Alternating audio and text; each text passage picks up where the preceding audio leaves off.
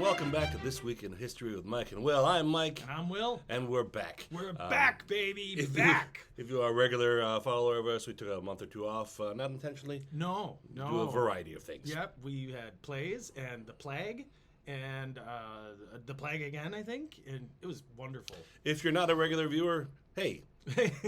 Welcome. Here's the show.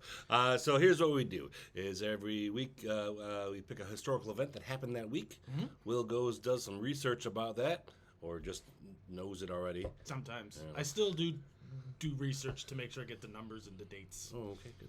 And then he has 1 hour to explain that event to me. Mm-hmm. There you go. We are trying a slightly different format today. You may not even notice. Depending on your viewing pleasure. Yeah, we'll see how it goes. So either way, enjoy. And what are we talking about this week in history, Will? So technically, this is from before we took our break. Mm-hmm. So this is back in August. This is the death of William Walllace. I didn't even know he was sick. Well, it's been about 700 years. I didn't send a card. What's the protocol for that? How dare you? So yes, this is the William Walllace, the famous Scottish hero that is made famous by the film Braveheart. We're going to talk about his passing, and then at the end we're going to have a nice little analysis of the film and the legends versus the facts, which are actually way more interesting than the film and the legend. So we'll get into it. All right, go. I'm ready. Ready? Ready, sir. We've got 1 hour. All right. Oh, that still works. That's good. That's nice. Is the sand still going? The sand's still going. We've got our little. Yep, we've got a little guy here. All right. So in 1270 in Scotland, William was born possibly to Alan Walllace. We do not know his mother's name. We know very little about the young William Walllace, other than he was born around 1270 A.D. Sure. He's listed in the Ragman Rolls, or his father is listed in the Ragman Rolls. Ragman Rolls? The Ragman Rolls. There's a lot of reasons why, like possible reasons why it's called the Ragman Rolls, and I didn't want to get into all of them because it's all maybe and different people's takes on it. But there were two. Is it a term? Is it in general a good term, or it is only this term? It's only used for these two roles. So it might have been Ragaman's roles, and there was a guy named Ragaman, or it might have been tied to something else. What's interesting about it is the term Ragman rolls, because what it is a list of guys who said, "We swear fealty to Edward I of England."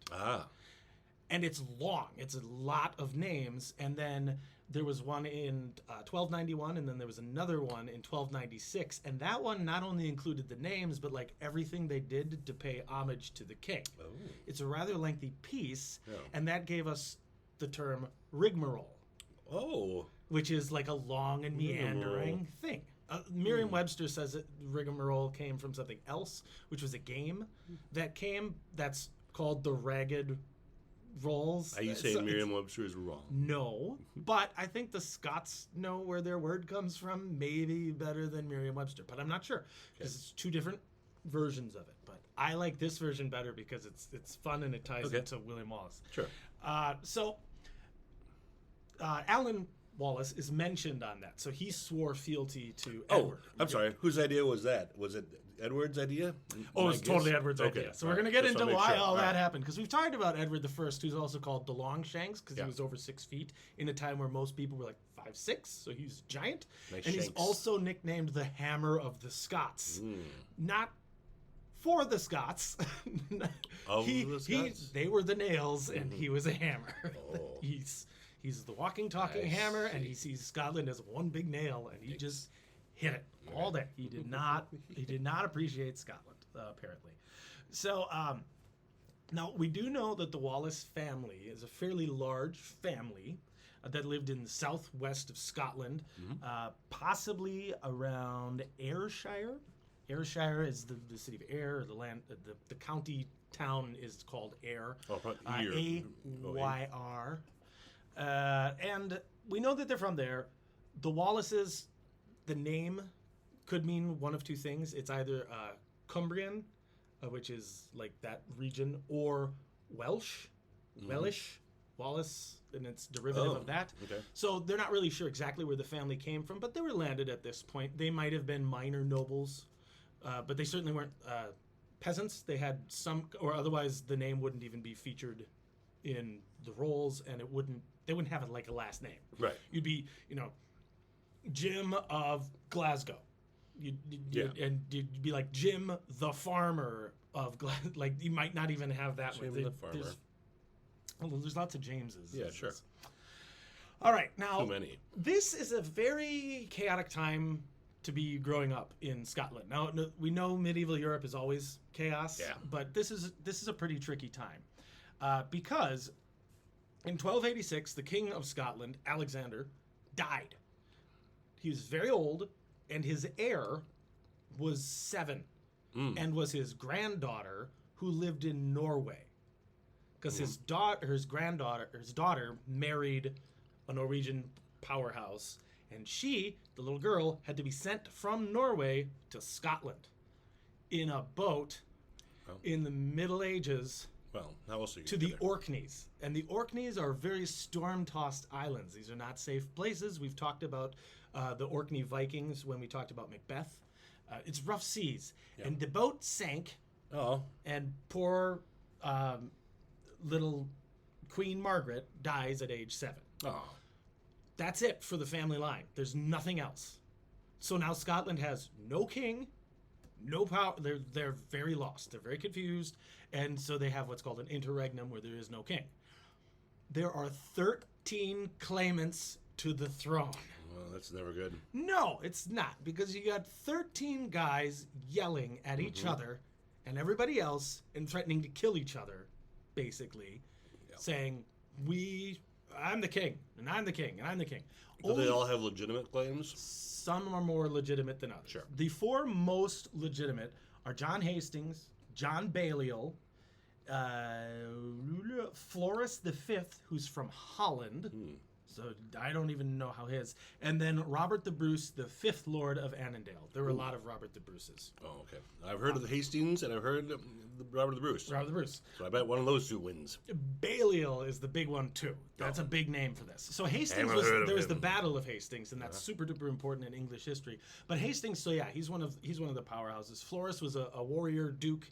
He was famous, but he's in Holland, so his claim is not as well respected. Okay. So, what to do? They're not really sure how to determine who's the best. They could, and they think that's not a great idea. No. This is a rare moment in medieval history where all the guys who are clamoring for the throne go, what's not a good idea is killing each other. Because if we do, who's going to be king? And what's the point? Like, we've killed everyone. Who are you going to be king of? Yeah. Maybe no. A rare moment of lucidity in history. Yes, it's wonderful. They have this great moment. So what they do is, a common thing is if you have like a level of, like a king level concern, you talk to a nearby king to kind of arbitrate the dispute. Oh, sure. So they go to Edward the First, who's a renowned crusader. He's a warrior. At this point, are Scotland and England friendly-ish? Okay. They're not openly hostile. That's about as good as it gets for England and Scotland. And they're apparently friendly enough to ask for advice. They're friendly enough to ask for advice. Yeah. The previous king, Alexander, was renowned for being kind of a peacemaker. His reign was peaceful because he worked really hard to make it peaceful, which is why it was notable. Yep. He got on with Edward, but Edward is a younger man, and he's a fierce warrior. That's a big thing for him. But his big thing is also, you will give me my due as a king, and not just a king, as a crusader, as a leader of men, he's a powerhouse.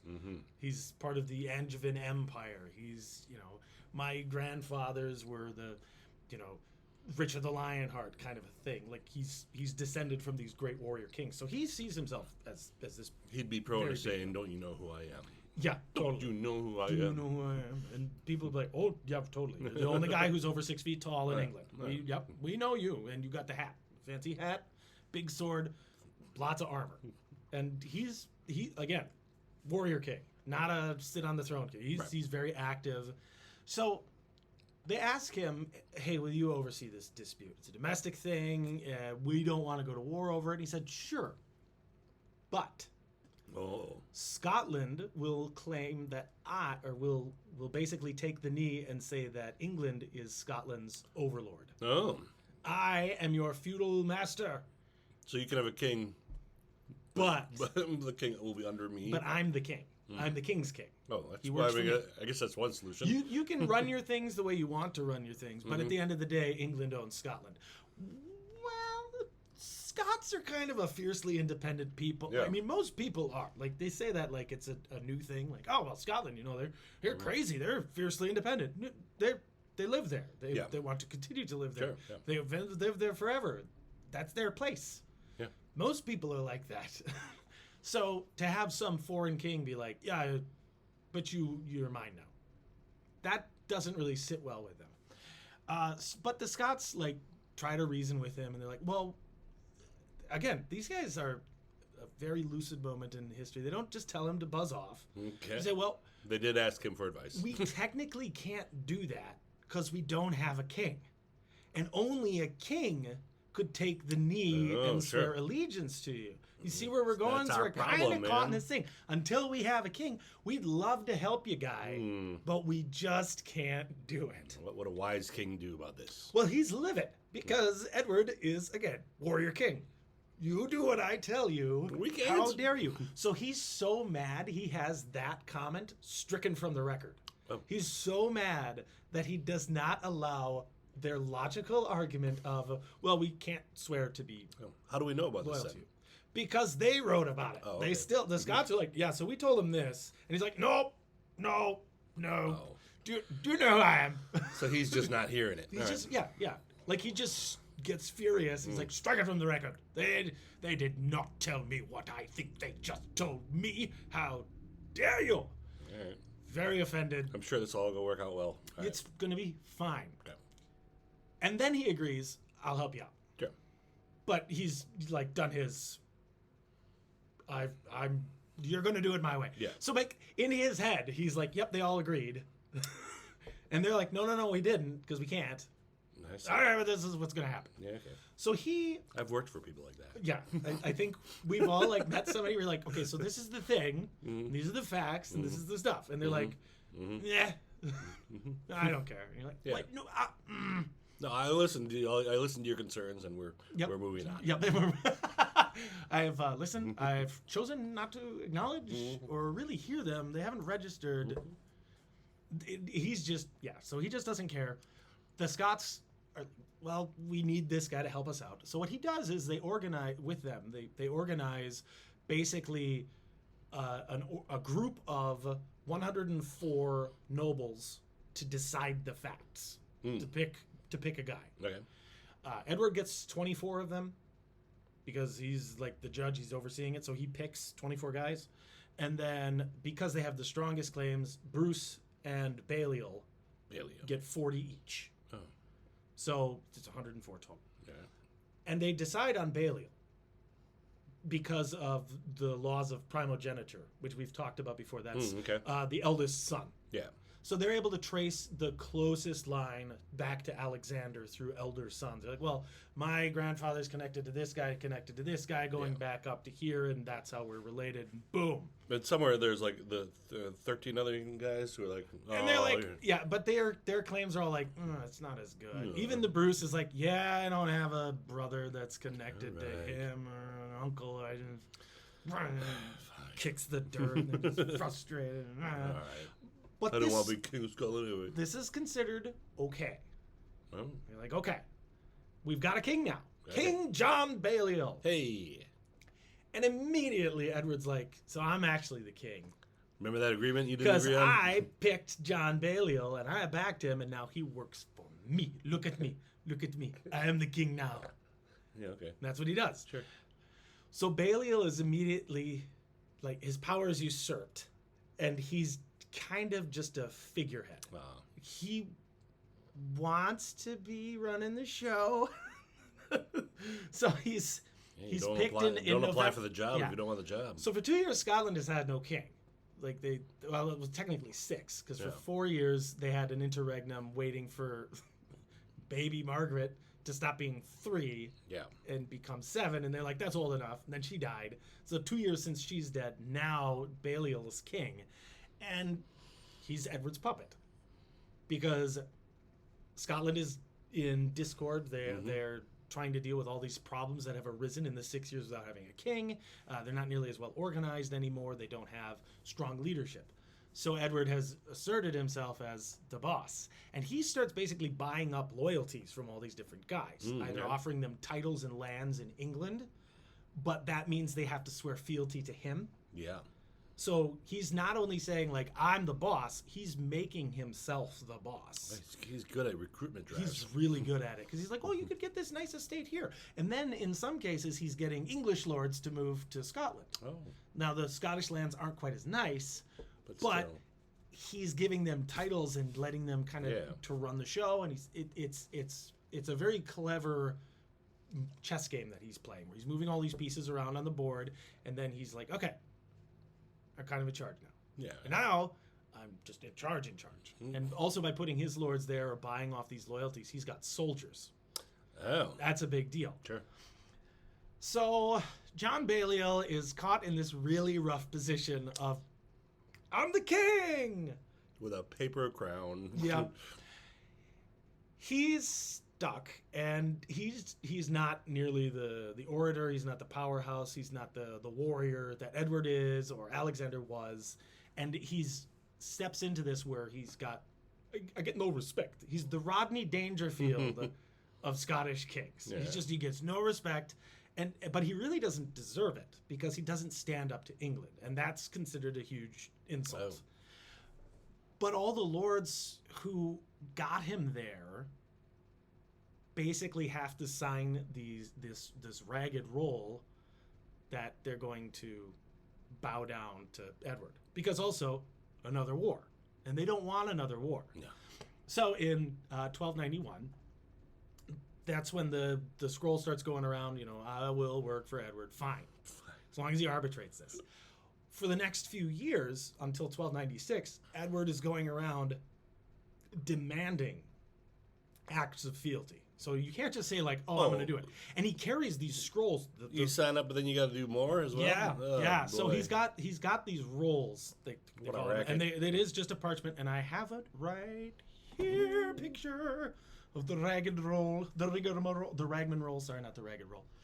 Although it is kind of ragged now because it's 700 years old or whatever. But he's going around and he makes them hold the scrolls basically and swear an oath on their original oath. Yeah, boy. So if you break this, you've broken 2 oaths.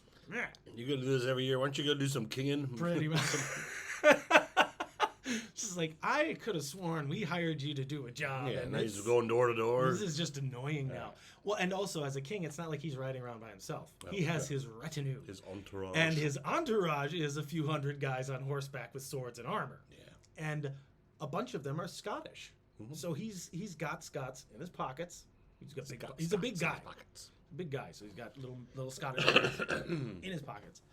And he's going around and getting this, and he's securing all of this to the point now where the Scots basically owe their existence to England, kind of. And it's just this, it sticks in their craw. Yeah. Because it doesn't necessarily change. We could have solved this ourselves. They try to paint it as there was this tyrannical regime that immediately started destroying things. And we'll talk about this at the end where I'm going to talk about the legend versus the reality. But it is still oppressive in that lords are being shifted around, people are being displaced, and the soldiers that come in from England, they just act like they own the place, and that really causes a lot of problems. It stirs up a lot of offense and a lot of trouble, and then seeing like this weak, feckless king, the Scots are they're pissed. They're just tired of it. The lords even who signed on to the Ragman rolls are like, this is not what we signed on for. Yeah. We've signed up to, it's like, we joined because we expected certain things to happen. Yeah. And those things aren't happening. And then also, you're basically treating us like we owe you tribute. And that is not...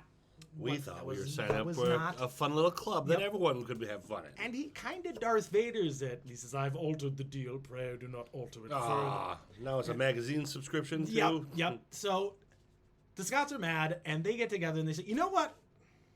we're done with the king. Done with the king. All the kings. We're not having a king right now. Oh.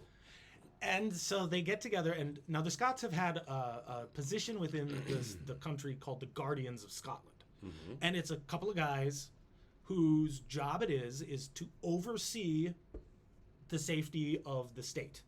Not loyal to any kings or the church or anything like that. Sure. Their job is to preserve the people. So that's the concept of the Guardian of Scotland.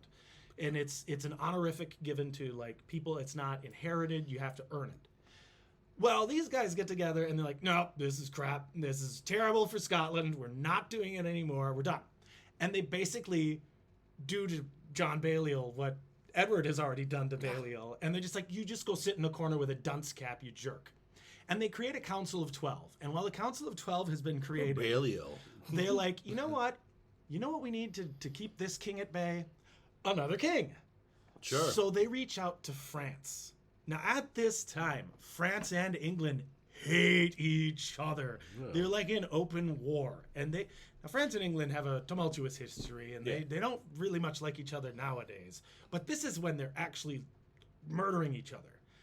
And this creates what has become known as the Auld Alliance, the A-U-L-D. Should Auld Alliance be forgot? Auld Lang Syne is a Scottish song. You don't know what it means. Old is A-U-L-D. That's Scottish for old. Yeah. And so they create the Auld Alliance, and this makes Edward livid. So he invades Scotland. He says, you know what? If you don't want to do it my way, I'm going to invade you. And on 27th April, 1296, the Scots lose the Battle of Dunbar, and Balliol is captured and deposed and sent to the Tower of London. Oh! Edward demands more oaths of loyalty. He gets 1,800 Scottish nobles to sign on, and the Hammer of Scots is born. And now Edward is pretty much the de facto king, since he has the only king in prison. So the nobles have all bowed down to him, and the people are miserable. They reached out to France, and France was like, yeah, we'd help, and that's all that happened. That's pretty much all that happened. That was enough to be like... The idea of joining up with France made Edward so mad, and also he has to act quickly. Yeah. Because if they're able to fully secure this alliance, then the French will send over troops, and they're defending it, and that's going to interfere with his plans. So he's like, nope, all right, altering deal. I have now secured it. I'm invading. I'm killing everybody who gets in my way. You're going to jail. And I'm done with this. He takes the seal of Scotland, the stamp that says I'm in charge, and then he walks right up to Balliol and strips his heraldry off of his robe. That's apparently what happened. And then Balliol earns the title Toom Tabard, T-O-O-M Tabard, which means empty coat. Because he's just stripped of all power. He's just an empty coat. Yeah. It's a bad day for Scotland, and things aren't looking good. Everyone in Scotland is pissed, understandably, because they just lost a war, like a really fast war, and this begins the Scottish Wars for Independence. And these go on for a very, very long time, relatively, but it's started because Edward makes this puppet king of John Balliol, and then the Scots get sick of John Balliol, so they're like, we're running things ourselves. Yep. And we're going to get allies in the foreign countries, and they look to France, which is exactly what America would do 300 years later, 500 years later almost. England doesn't like it anytime you do that. Yep. So. America's like, we need an ally against England. You know who we'll go to? France.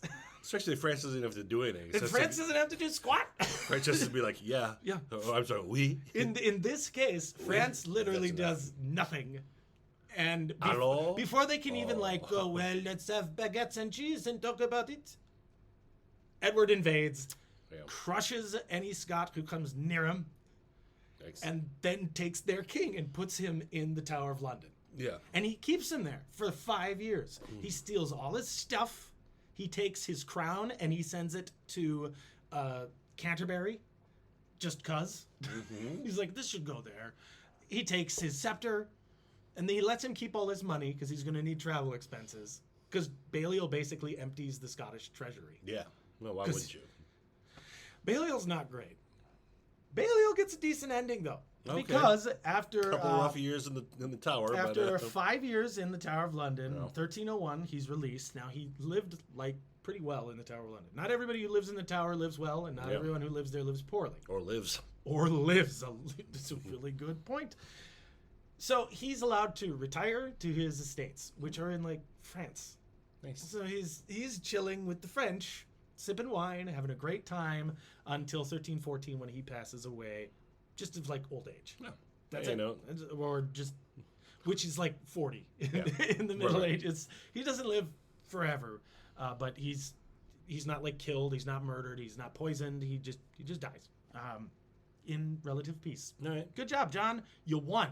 You won at the Middle Ages. You got to be king for a couple of King years. for a little bit. You got to steal all the money out of Scotland. You got to You live in got to France. be insulted and treated horribly, and you lived. You lost a battle and you lived, and then you get to retire in rural pastoral France on your own private estate. With a French maid.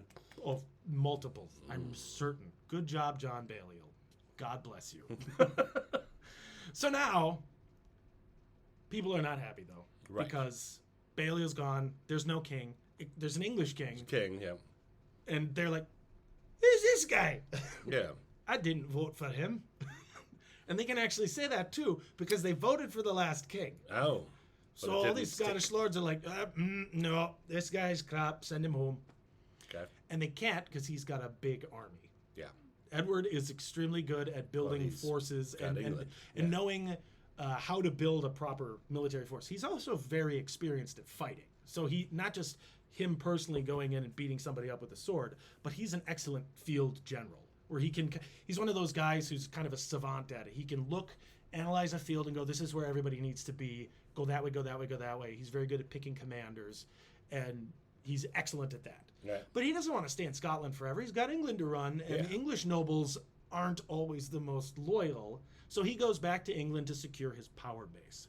Now, while he's gone, he's got sheriffs and loyalists within the Scottish court set up that follow him. He's got English lords scattered around and knights. Yeah.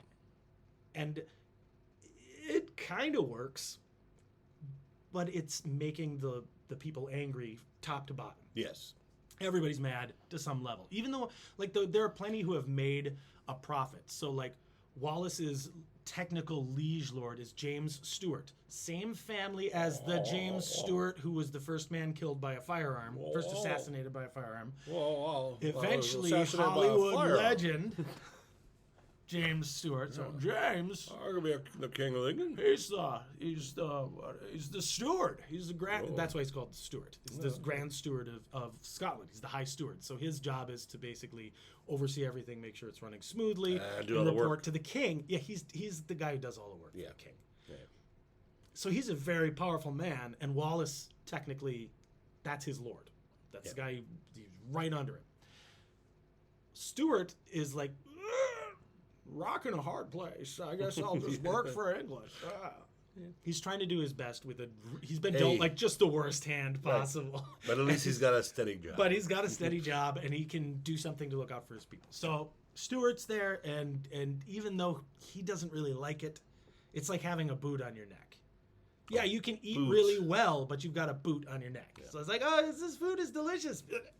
I thought you said choke it down. I thought you said a Buddha on your neck. You could have a Buddha on your neck. That would be heavy as well. I guess. Yeah. Depending on the Buddha. Sometimes Less he's skinny. pleasant, yeah. Sometimes he's really big. Right. Either way, this isn't great for the Scots. Yeah. Now, in May 1297, our hero shows up officially. Hey. William Walllace. For the first time, this is when he's actually mentioned. And it's in the town of Lanark. Lanark. Lanark. And this is referred to as the action at Lanark. Because it's not really a battle, and there's not a ton known about it. Well, what was happening is that the sheriff was named William Heselrig. We'll just call him Heselrig. Heselrig. Nice. He's holding court, whether he's not like a judge holding court, but he's got people in the hall and they're talking to him, or maybe asking questions. But there might be disputes he's sorting out, and apparently there's some kind of fight, some kind of ruckus that breaks out, and Wallace is involved. Now, it's not known for sure if Walllace started the fight, if somebody started the fight with him, if it's between him and Heselrig directly, or if it's something else. But something sets Walllace off that basically makes him a marked man. And Heselrig's like, get him. Walllace escapes from the fortress and then comes back with friends. Oh. He kills Heselrig, who's the sheriff, which means he's the law in the region. Like, there's all these lords and nobles, and Heselrig's supposed to go around and administer justice. Walllace kills him. Do we know what the disagreement was? No. There's no... I think... What I would guess, because this was pretty commonplace, is it was some kind of land dispute. Sure. But what is also happening is simultaneously across Scotland, other rebellions are breaking out. Yeah. So it could also have been a coordinated effort where all of these, especially the lower nobles, get together because England's not paying attention to them. Yeah. They don't matter. They're not the big money winners. They'll listen to their liege lords just like everybody else. So it's easier for them to move around. Walllace, as a landowner, is like, yeah, this is crap, and I'm not paying England for my land. Yeah. I'm going to do something about it. So he might have gone to the court to plead his case, and he didn't like what was happening. Or he talked with some of the other guys who were stirring up trouble around the rest of the country, and they're all like, on this day... Stirring up some trouble in your neighborhood. We're going to start some fires. Okay. Oh. And he does, because he comes back and he burns part of the town down. He kills Heselrig. He drives out all of his henchmen, or he kills them. It's thought that maybe his wife helped him out. Wallace's wife might have helped him escape. But that's only mentioned in one source. Okay. Another source, again, we'll talk about, is the legend behind Walllace is that his wife was killed, but it's only mentioned in this one source.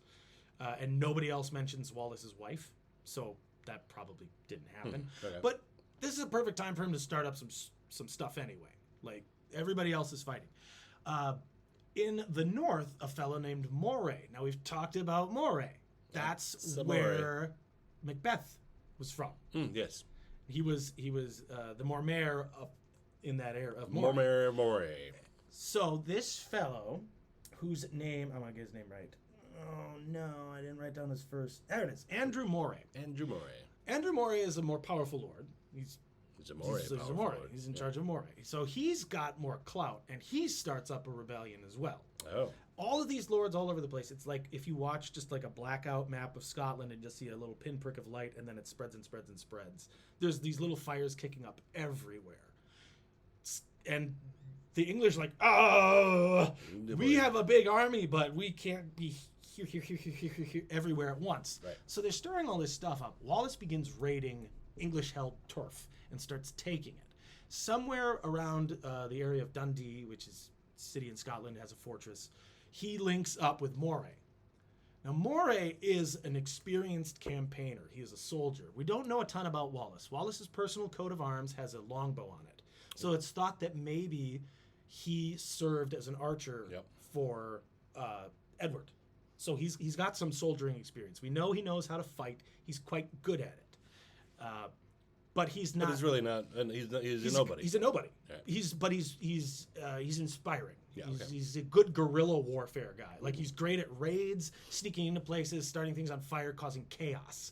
But he's not a military commander. Yeah. Moray is maybe a military genius. Oh. We're going to find out why. To the group. Because as these two link up, they get on famously. Yeah. Like, they're like, okay, so Walllace stirs up the people. He draws in the crowds. Moray is an expert at military campaigning and planning, organizing, and making sure. He knows they're going to have to fight a pitched battle.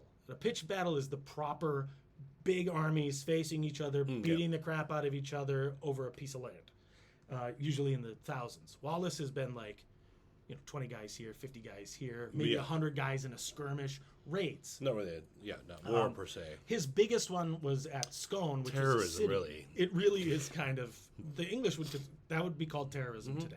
Yep. He's a guerrilla fighter. Yeah. He's a freedom fighter. He believes in freedom. Sorry. Terrorism and freedom fighters. Totally different thing. Terrorism, because he's not like killing women and children. Yeah, that's not his thing. But he is killing military targets left and right. He's burning things to the ground. Well, I was going to say that freedom fighter is the other side's terrorists. Yes, yeah. Depends Scotland's on who you look freedom fighder is England's terrorist. Yeah. It depends who you're talking to. But Walllace is not known for putting towns to the sword. Okay. Like, he burns buildings and stuff, but usually like the ones that are held by England or English loyalists, people who've switched sides, he's not very nice to them. but he sees this very black and white. There's not a lot of gray with this guy. And he apparently is really good at what he does because people remember him. People talk about him. It's a big deal. Now, he and Moray realize the English are going to send a proper army to crush him. Proper. And they think of an opportunity that they can maybe beat them. If they can beat the English in the field, they can prove that they're not invincible. And that'll stir up more rebellions, which is awesome. And they need that because they don't have a large fighting force. And they're not terribly well equipped. And what's their master plan is to slowly rebel against England and then... secure Scotland, drive out the English, make a new king. Okay. They really want Balliol to come back. Yeah. Is he in France by now? Yeah. I'm not coming back. It's 1297, so they're like, we're going to go right down to London and bust him out. Okay. Like, it's not really certain whether they were going to break him free or maybe raid down into England, because the Scots were really good at that, is raiding into England. Not necessarily big armies, because a big army is easy to catch and find, but the raids cause problems. We like, send our king back, and we'll stop. Okay. We kicked you out of England. We spanked you. We're done. Give us our king, or we'll keep doing this. You won't want this to keep happening, would you? Just give us our king back. Give us our king. And it's a pretty simple request. I guess, yeah. That guy you took. And then Balliol comes back and like, where'd you bring the treasury? Where's the seal? Where's the scepter and the crown that you took? I'm going to France. They just, I like the idea that they just want Balliol back to kick his ass. Like, that's it. They just, John, we've been meaning to talk to you, and yeah, thanks for rescuing me, guys. Yeah, so it was great while you were king, but when you left, you took some things with you, didn't you? Oh yeah, I left him in the. I'll go check. No. I'm gonna check the carriage. No, Hamish, why don't you just hold him there? Shake him upside There, down, it's in empty the out trunk. his pockets. Where's the gold? It's in the trunk of my carriage. I'll go get it. We're gonna go with you. But yeah, I driver, friends. Yeah, I like to think of that. Like, Bailey's like, oh, I don't want to go back. They'll kick the crap Thanks out for of rescuing me. Oh no, there's Walllace with his big sword. He's gonna skin me. But they don't actually rescue him. They never do. Right. They never do because Balliol's held. So we don't know exactly what the goal is. An independent Scotland again. Yeah. They don't like this rule of anybody else telling them what to do. Who? It's our country. And it makes total sense. Like, we're going to fight. We're going to drive these guys out, secure our land again, and go back to the way things were. And then they're reaching out to France this whole time, trying to coordinate. But France is dealing with England too.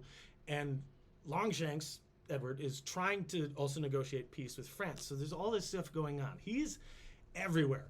He's like planning a marriage between the Princess of France and his son, so that'll end the war, which undermines the Scottish a lot. It's layers and layers of planning. Yeah. Like, so Edward's very canny. He's a very smart guy. Busy. Which is probably why he does eventually die, and he dies fairly young because I think he just burns himself out.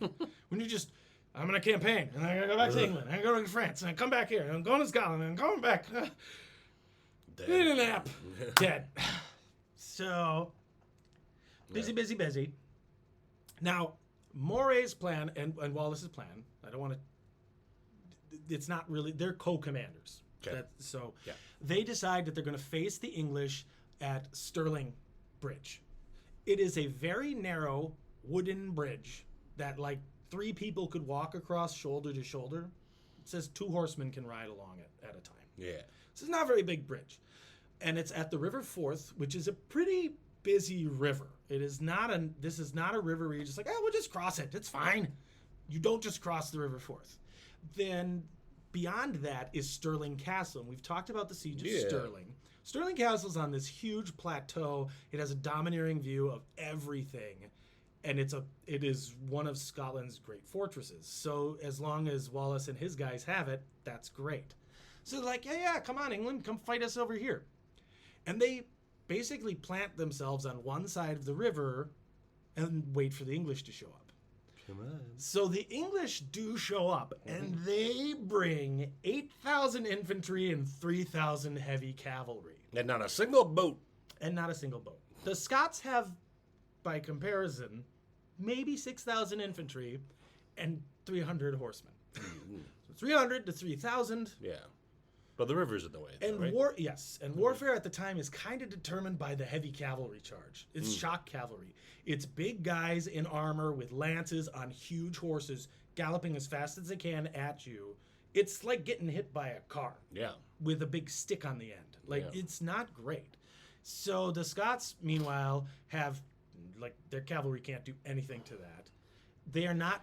More show ponies. They don't have the longbow like the English do. Their bows are much smaller because they're trees. They don't have, like, the big trees that England is able to get from the Welsh. Oh, because the Welsh... Why? Well, that's part of it. Because the Welsh Can't find long enough sticks. They make their longbows out of yew, which is very strong wood, and it's like a 6-foot bow. That's like a 75-pound pull. Like, these things are monstrous weapons. It's like a terror weapon. They go right through armor. They're not nice at all. Thanks. And you got thousands of these guys shooting these arrows in the air. This is not great. So the Scots, their bows are much smaller, but they're good with spears. They're able to make the spears. The spear, you just get like a long shaft, and you don't have to treat it like a bow, and it doesn't take as much skill to make, and you can, in a pinch, just sharpen the end. Yeah. They don't have much for armor. It's basically just dudes in cloth with sticks. Okay. They got 6,000 of them, though. And they create what's called the schiltron. A schiltron is, they also call it a hedgehog. It's all the guys get together with their pointy sticks at different levels, like aimed at different levels, poking outward. And no horse will charge that. Because the horse is like, that's death. I'm not going there. I'm not going to death. Yeah, I'm good. I don't need death. Imagine the horse made that noise. They just stop, sit down, smoke a cigarette. Nope. You go and do your own thing. I'm not charging death. So that's their idea then is they set up these schiltrons so they're protected. They sometimes put archers in the middle of that, and then the horsemen can just go over there and wait. They'll use them as a quick reaction force to come in and do whatever they need. So the Scots like camp out on this flat piece of land on the other side of the river, and they basically like, come on, England. The English earlier had secured a bunch of Scottish nobles who surrendered to them. It was considered a huge upset. It was at Irvine, and it was considered, I think it was like the surrender of Irvine. It was a big, insulting, unpleasant experience where Walllace and everybody are like, yeah, these guys are going to join us. And like, well, actually, we're going to join the English. Oh, disappointing. Like, so this army that comes to them is led by the Earl of Surrey, and a fellow named Hugh de Cressingham, who's like his aide-de-camp. He's his right-hand man. Okay. And they've got a bunch of Scots with them, including Jimmy Stewart. Oh. So they've even got the steward with them. And they're like, you go negotiate with Walllace. He'll listen to you. You're his liege lord. Okay. And Walllace said, we didn't come here to talk. We came here to fight. Didn't sharpen up my spear for nothing. Like, yeah, it's that. What do you guys think we're here for? We're going to fight. Like, we're not trying to have peace. Okay. Go away. You can either leave or fight and die or give us our country back. We're not here to talk. Sure, yeah. Eventually, they're like, we got to cross this river. Is there a better place to cross? And one of the Scottish knights is like, yeah, if we go downstream, we can actually cross 60 horses at a time instead of 2 at a time. At the shallow part. Like 2 in a little column. Yeah. We can get more guys across. I'll take a flanking force. We'll go around and we'll kill them. And they go, no, don't do that. Oh. And he said, but it's a good idea. And they're like, yeah, but you're Scottish and we don't trust you. Fine. See if your plan's any better. What are you going to do? Well, we're going to cross on the bridge because we can't wait any longer because the guys are getting bored. We'll cross on this bridge. 2 guys at a time. It'll be fine. Great. So the Scots sit there watching. I'm like, well, they are going to come across. Well, that's good. All right. So they cross 2 at a time. Horses. Mm-hmm. And when they get about 2,000 men of their like 10,000 guy force across the river, the Scots just charge them with big pokey spears, and they just start murdering them, just killing, and they're cut off. They can't run back across the river because they'll just drown. Yeah. So a bunch of them try, and then a bunch are like cut off in this little cup of the river, and they're just butchered. I think Cressingham's one of them. One of the Scottish lords who switched sides, his name is Marmaduke. I picture a big dog in armor. Sure, yeah. gallops back across the river, and he's like, this is crap. And he leaves with his guys. It's actually kind of a brave retreat where he fights his way through his fellow Scots, goes back to the river. He's like, so it's crap over there, and we're all dying, and we didn't want to be there. Yeah. So can we bad go home? Plan, boys, bad plan. Whose plan was this? Why didn't we listen to the fellow who said go the other way around? Oops. At this point, most of the English army is still intact. They have all of their archers, and a bunch of their cavalry are still on this side of the river, and they have still almost double the army. But Surrey loses his nerve. Yeah. And he's like, all right, That was unnerving, really. I just watched a bunch of people just get killed, and my plan looked stupid, and all these guys are running away. God, it feels dumb. I'm leaving. Yep. I'm leaving. I'm leaving. My choice. It's my choice. I'm not running away. I am choosing to withdraw. And he's like, you manage my affairs. I'm leaving. And as he's leaving, Stuart, Jimmy, looks around. And he's like, you know what? Screw this. And he switches sides again and charges into the English. You cannot trust that guy. And just starts cutting them down. Because he's like, well, this is stupid. Like, we were going to win. And if you'd just stood there and fought, we could have won. And we could have beaten Walllace. And we could have ended this whole stupid thing. But no, you just suck. I'm on their side now. So what was a retreat turns into a rout. And the English just get spanked. This is a massacre. It is really bad. The English dead is something like, they say like 5,000 were killed in this. And they don't talk about how many Scottish died. So we're not really sure how many Scots died. Probably a few. They have to. Sure, surely. But it was a really brilliantly executed plan. Unfortunately for the Scots, one of their casualties is Moray. Oh. So he's critically wounded, but lives. He's like, go Scotland. You're bleeding all over the place. It's fine. I'll be great. Okay. So that was... what day was that? Tuesday. No, that was September 11th. Ooh. 1297. Bad day for England. Afterwards, Walllace and Moray are made guardians of Scotland. Walllace is knighted. Mm-hmm. It's a big to-do. Walllace also decides to take a little souvenir. Oh.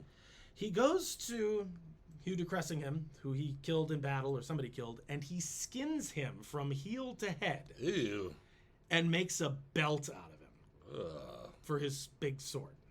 Apparently he made a baldric out of it. And you would only have a baldric to carry like a big sword. So like in the movies, they show like these guys with these swords on their back. Yeah.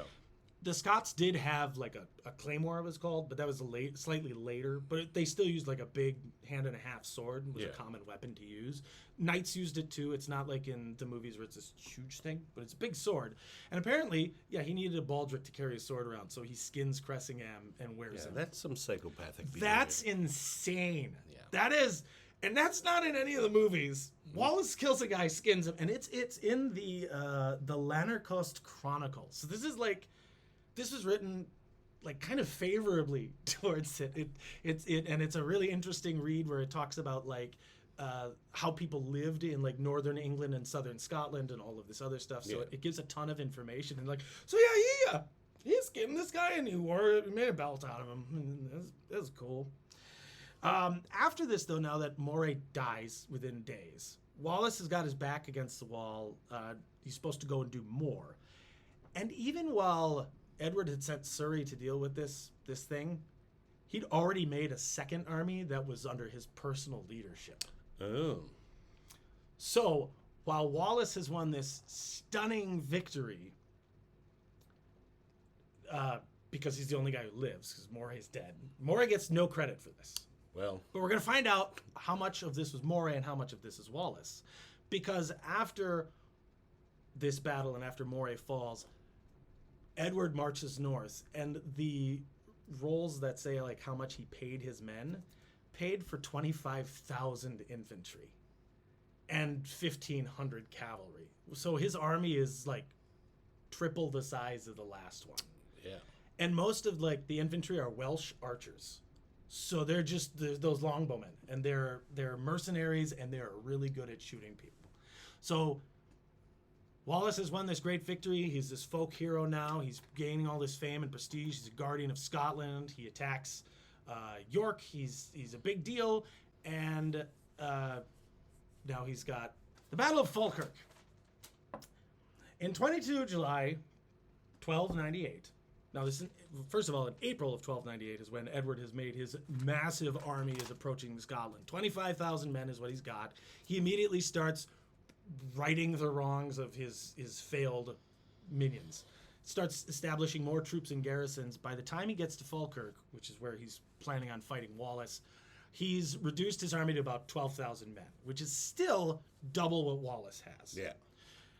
Walllace forms up his men kind of in a similar position. He's beyond a river. Yep. There's marshlands. Same river? Different river. Different river. They're not in the same place. Okay. He forms his units up into schiltrons again, big clusters of spearmen pointing outwards, because he figures Longshanks is going to do the same thing. Heavy cavalry, ride us down like grass, kill us all. That's what they expect. We got sticks with Pokemon. No problem. We'll poke 'em. Then he sets up the archers kind of in between the schiltrons. So if you have like a circle here and a circle here and a circle here, you got these little wedges in between to support him. Yeah. Then he puts the cavalry in the rear. He's got about 500 horsemen, which is more than what he had before. But still a lot less than... Not good.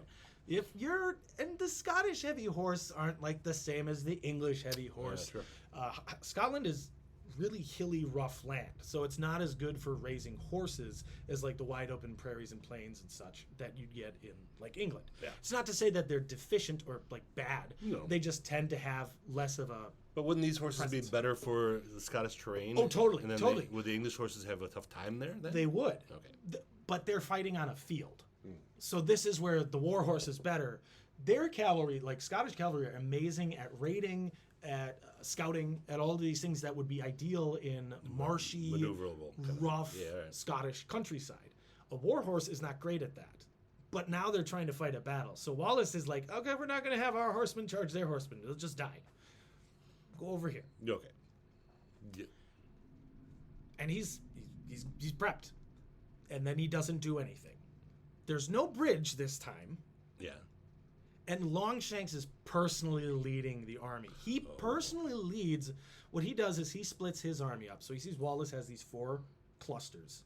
He splits his cavalry into 4 battles, they're called, which is a very organized, disciplined cluster of troops. Okay. It's not, instead of like being a ball of guys pointing spears in a direction, they're like riding so that all the horses are kind of at the same level.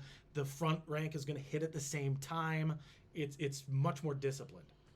And he has these 4 groups go in what's called echelon, where the first guys are here, then the next guys are slightly behind him and to the right, and then the next guys are slightly behind them and to the right, and then the 4th group is slightly behind them and to the right. So it looks like stairs, kind of. And the idea is these guys hit, then these guys hit, then these guys hit, then these guys hit, and it just causes chaos. Yeah. And it's also harder to plan. And it lets you maneuver more easily if you have to. Instead of one big line of guys, he's got 4 chunks. So Edward puts one of his best commanders in the vanguard, which is the first group that's going to hit. And they're like, okay, this is marshy terrain. We're going to go around it. Yeah. Which is exactly what the other guys at Stirling did not do. So they Yes. go around all of this, and the first thing they target is the Scottish horse. So they charge in and just butcher them. They're not good at... It's 1,500 heavy cavalry versus 500 relatively light cavalry. Just pure numbers. Who were like, oh no, this isn't our gig. We're not good at this. So they scatter. Okay. Well, now Edward goes, well, we can't possibly get into the schiltrons. But the archers aren't in the schiltrons. Oh. So he charges the archers then and kills all of them because they're not protected. So Walllace has left his most vulnerable assets outside of his ring of defenses. And Longshanks just kills them all. Oh, no. Including Jimmy Stewart's brother. Oh, no. John Stewart, who's in charge of the archers. Johnny, no! No, let's say it sounds so Kills good. him. This Not is looking good. This is the difference between Edward the Longshanks as a general and the Earl of Surrey as the general. Longshanks is not afraid of anything, and he's definitely not going to have some upstart country bumpkin tell him what to do. That's how he sees everybody. Yeah. Then Walllace is like, well, they still can't get us because we have pokies. And Because they do try charging, Yeah. but they're not... Now, these are not elite spearmen. These are volunteer militia guys with sticks, Yeah. basically. They're good at what they're doing, and they're very passionate about defending their country, but they don't have really any armor. They're just wearing like the shirts on their back, and maybe some helmets, maybe some bits they've picked up along the way, possibly stuff they looted from Stirling, but it's not even probably the same group of guys that he led at Stirling, because he doesn't have an organized army. Yeah. And a lot of them were loyal to Moray, and Moray's not there anymore. And they're, some of his guys are basically the raiders, and they're running around causing chaos. And now they're like, army. It's not the same group. Yeah. How will they pull it off? But they are able to stick together and point the sticks in the right direction enough so that Longshanks loses about 100 horsemen, or at least their horses. Yeah. And the knights might have made it out of there. But he loses enough, and then he's just like, all right, this isn't working. Back off. And he has the horsemen and all of his infantry finally who have caught up basically make a ring around the Shiltrons. Oh, no. And then he just has the archers shoot them for the rest of the day. Yeah, that's a bad plan. Now, it's a good plan. spears versus a bow, Yeah. and you don't have a shield or armor. So it's you in a t-shirt versus thousands of guys with bows and arrows just... So Wallace's little Shiltron plan doesn't last very long because they can't just sit there and take a beating. They have no way of defending themselves. Yeah. It's shooting fish in a barrel. It's worse than that. It's shooting a bunch of guys standing in a field in a circle. Eesh. And it's a super easy target because they're all clumped together. So these guys don't even have to pay attention. Plaid. They just generally have to shoot in the right direction, and they're probably going to kill somebody or at least wound them. So the formations start to break up. No. Wallace is trying to keep them together, but Where are they going to run? They he has can't run no anywhere. strategy for how to get out of this situation. Yeah. And unlike previous general that he faced, Longshanks has like an iron will and perfect control over his army. So he doesn't let his knights charge. Oh. And knights are notorious for just like, I want to kill somebody, and then they just go. Yeah. And their war horses are trained literally. It's the chomping at the bit. That's the term that's from. Is like the horse like I want to go. You got me all ready to kill something. I want to kill somebody. And Edward's just nope. Just wait. Let the archers do their thing. It's not about glory. Okay. He doesn't care about the glory of it. It's not about the honor. It's not about it's about Easy winning. for you to say you're already in charge. Yep. And he's just like, this is about winning the battle. So just wait. Okay. And they wait until hundreds of Scots have been killed and basically turned into it's target practice. It's awful. And then Longshanks sends in the cavalry, and then he sends in the infantry to mop up. And it's a brutal fight. Yeah. A bunch of the Scots are able to run. They're lightly armored. They throw their spears down, and they sprint away, and they escape into the marshes. Run away. All right. Cavalry can't pursue them into the marsh very well. It's harder for the Scots, for them to be pursued, but it's a horrible loss for Wallace. Yeah.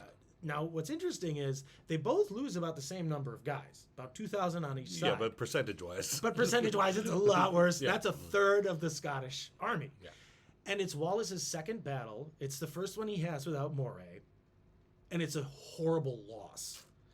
So this kind of shows the vulnerability of who Walllace was. Walllace is a great guerrilla fighter. He is an inspiring leader. He's passionate. He's a great warrior. He is not a general. He's not able to really organize this thing. So the general consensus with a lot of the historians is that Moray was the military mastermind behind Stirling. And we see that Walllace tries like the exact same tactic. And the overall strategy is the same, but it just doesn't work against a really experienced general. And he has no backup plan. So Wallace's army is just crushed, and Walllace is sent fleeing. His reputation is destroyed. He resigns as Guardian of Scotland. He's just like, well, I screwed up. I did my best. I tried. And I messed that one up a lot. I screwed up. And he takes ownership of it. Sure. And then he goes to ground. Wallace disappears for years. Like, nobody really knows what happens to him. He disappears for, 5 years. Until 1301, we don't really hear about Walllace again, for sure. He's thought to have maybe gone to France. An English spy at the French court said he saw him there. He's rumored to have traveled. There's a letter that the King of France wrote to Rome saying, Walllace has my protection, so be good to him. So it's thought maybe Walllace went to the Pope to plead to intercede on his nation's behalf. Nobody's really sure what he does. but he's doing He went something. somewhere. He's traveling. Okay. He's suing for peace, probably with France to get allies there, so they'll come and help Scotland out. He's being Walllace. He's going back to what he's going back to what he was good at. Sure. Which is being inspiring. Then in 1304, Walllace shows back up in Scotland. Hey, baby, I'm back. And he starts doing what he's really good at, which is guerrilla raids and striking out of nowhere. Yeah. And the English are like, okay, this sucks. We missed him. Like we enjoyed when he was regretted around. that he was gone. No, this sucks. We hate this guy. He's the worst. Yeah. And he's a hero of Scotland. Even though he lost, the people are like, see, he's back. He's doing what he does. But he's basically doing like terror attacks now. Yeah. He's showing up where he's least expected, which is better for him. That's what he's good at. He's showing up out of nowhere, coming out of the woods with And then 50 guys, leaving. burning stuff to the ground, killing a bunch of English, and escaping. Yeah. That's what he's good at. He's good in a battle. He knows he's not the general that should be leading the armies. Now, while he's doing this, a certain Robert the Bruce the Sixth is now maybe the seventh. I think it's the seventh. Who's counting? Because his grandfather was the fifth, and he dies. He's like 80 when he dies. And then Robert is now the heir, and he's like inspired by Walllace. He's young. He's kind of taken under Edward's wing and thought to be like, well, I manipulated Balliol, but maybe I could forge this guy into a proper king. And he keeps using like the carrot of kingship, and if you keep doing what I want, then you get to be the king. Sure. And then I'll let you run Scotland the way you want to, and I'll help you get there, but you have to serve me first. So the Bruces are caught into this kind of impossible position of, we're the most powerful family now in Scotland. We definitely support independence. We're thinking maybe we get there through diplomacy rather than just trying to slaughter Edward, because he's really good at killing everybody. And they bide their time with him because he just crushed Walllace. He crushed their hope, and their best guys are dead or swearing fealty to him. So they're kind of playing things close to the vest. Now Walllace is doing all of his raiding, and eventually in 1305, he gets captured. 5th of August, 1305, he's captured by a fellow named John de Menteith, or Menteith. The Menteith? Menteith. Menteith. Menteith. It could just be Mentee. It's not great at Scottish. But he's basically been told, if Walllace comes back, you get him. He's loyal to Edward, so it's not like this betrayal thing where he's like, oh yeah, come to my house. It'll be fine. Yeah. He is actively looking for and hoping to capture Walllace. And he's Scottish, too. But he's like, this is causing more problems. I'll end it. He captures Walllace, hands him over to the English troops at Rob Royston. I feel like that was named after Rob Roy. Yeah. But Like I didn't dig into it. It's near Glasgow. Okay. So there could be a Rob Royston since before there was Rob Roy. Yeah. I don't know. Well, if you know, let us know. Let us know. Be weird if there were 2 Rob Roys. Maybe there were. Maybe. Now, Walllace, when he gets turned over, he has letters of safe passage from 3 different kings, which is, that means he traveled. Yeah. One is from Hakon V, he's the king of Norway. One is Philip IV of France, and then John Balliol, who he probably met in France. Sure. Now, John Balliol's word doesn't mean squat to anybody. It's nice letter you got But there. it's nice, yeah. It's like, it's basically not worth the parchment that it's written on as far as England and half of Scotland is concerned. But it's still, he has 3 letters of safe conduct from kings, and he's still captured. He's handed over to the English, and they transport him to London. It's a big to-do. This great Scottish hero and thorn in England's side is caught. Caught and brought to England. And they've got him. So what they do is they crown him with a garland of oak. Okay. And they're like, you're the king of the outlaws. Like, you live in the shrubs, you live in the wilderness. Now, this is a knight. This is a landed noble, and they're treating him like he's, some forest bandit. Yeah. Which he kind of is, because that's where he typically goes, is the forest. And he strikes from the forest. But he's not like some, savage barbarian guy. No. He's, Either way, it's not meant as a good thing. It's meant to be extremely insulting. Yes. And they accuse him of treason. Mm-hmm. Walllace basically, without batting an eye, says, I could not be a traitor to Edward, for I was never his subject. He never swore fealty to the guy. So it'd be like if not I, but let's say I attack the English. I'm an American. And they'd be like, you committed treason. It's like, no. I committed an act of war. Sure. Yeah. But I'm not English. So, So not you denying. can't call it treason. Yeah, all right. You could call it, crimes against us and we're going to kill you because we feel like it. Sure. But I'm not a traitor. Yeah, okay. I don't work for you. I never worked for you. But by calling him a traitor, they can do all kinds of fun things. Oh. Before God and before law and everything else. They say he's a traitor. That's the worst of the worst. Yeah. So they pass sentence, and it takes almost no time. So they caught him on the they caught him on the 5th of August. And then they transport him south, which, by cart. So it takes a while, to London, which is in the bottom of England. Yep. Hundreds of miles.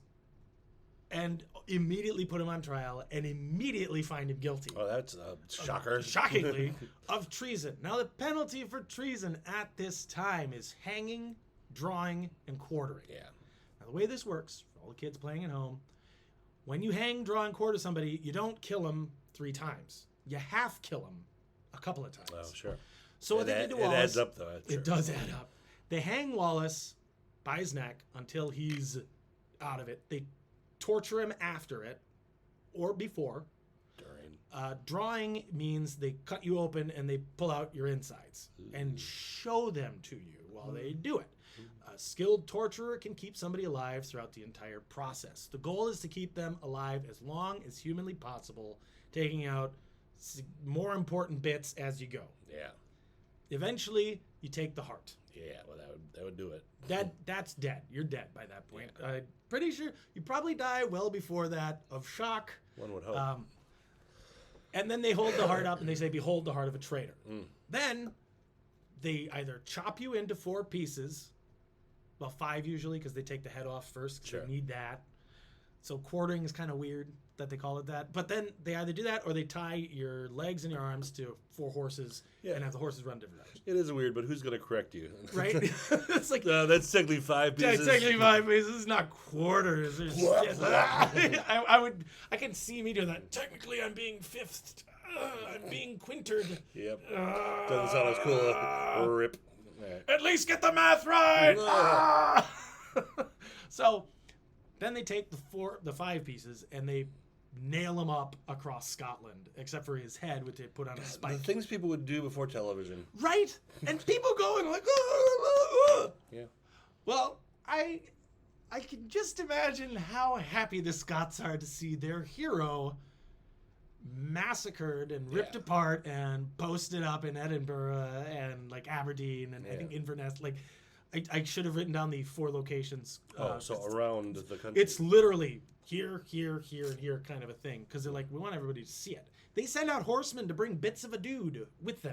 And they nail it up to places. Like, bits of dude here. We got the lower left half. Yeah. It's like, who gets the foot? All right. Yeah. And like, it's not, it's, it's just gross. Yeah. It's gross. It's meant to be gross. It's meant to be dehumanizing. And it's like Edward's big, ha, I got him.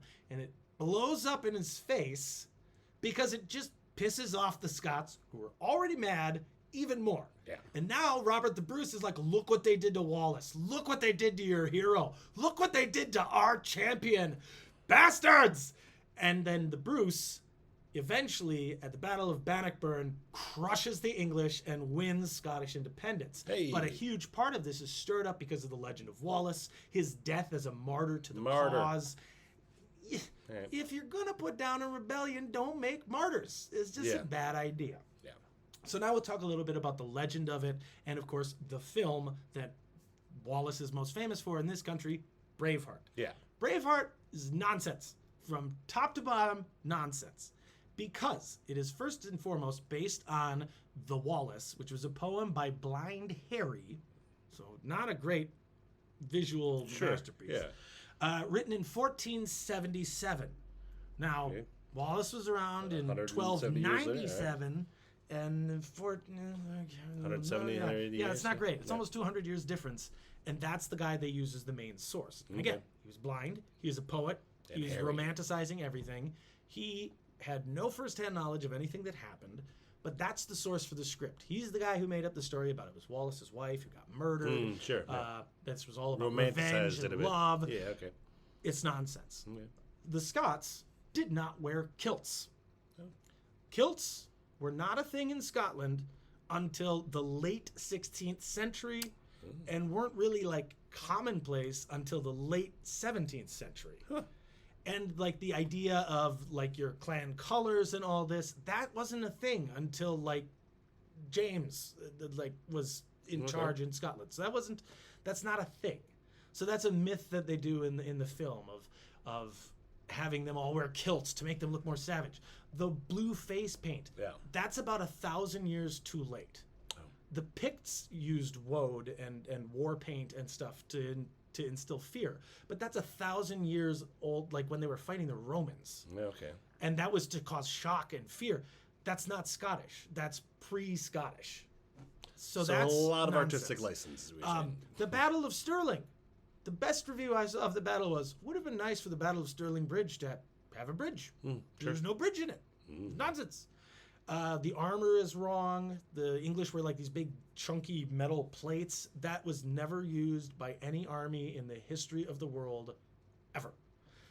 There's just so much artistic license that's taken with this, where Walllace is he's lionized, but at the same time, I think it really takes away from who he was as a person, because he's like flawless and he only fails because he's betrayed. He never makes a mistake. Everybody else is bad.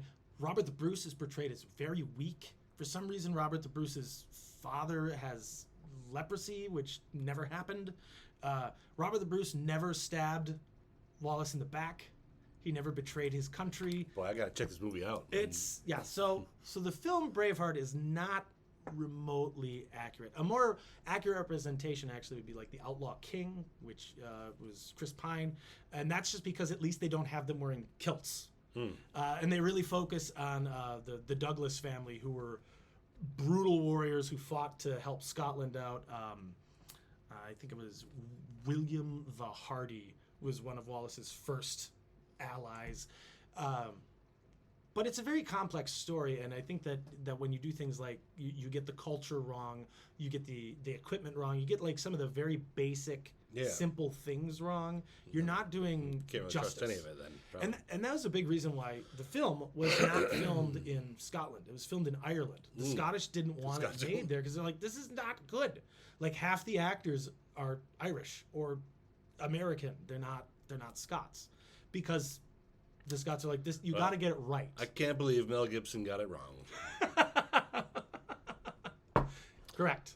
So that is the Life and Times of Life William and Wallace. Times of William Wallace. All right. Well, we learned quite a bit, and only people who deserve to die. That's not Yeah. That's true. Yeah, if people died, it's their fault. Yeah. Depending. If you're the guy doing the killing, yes. Less innocents were killed than normally in history. Yeah, All right. Definitely. This was more armies beating the crap out of each other. I can get behind a little more than like, well, we rode into town and we. Oh, that's another one that I have to point out.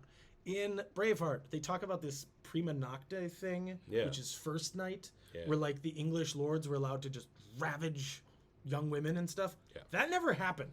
That was not a thing. I've looked everywhere trying to find it. That might have happened once because some guy was a bastard. Well, they got the term somewhere from somewhere. Prima nocte just means first night in Latin. Okay. So they use that as a thing. So the English under Longshanks did bad stuff, but they just try to make them like mustache twirlingly evil villains, and they just weren't. That just didn't happen because you're not going to do that because it's just going to make everybody mad. You can't. Well, that's what bad guys do, Will. That's exactly right. It's much more gray than that. I'm sure I had to point that one out too, because otherwise somebody was going to be like, "Oh, what about that thing?" I'm sure there's plenty more corrections if you. So many. I could do an episode on why it's wrong. On Braveheart, you're welcome to add that in the comments down below. And if Mel Gibson sees this, too bad. Hey, Mel.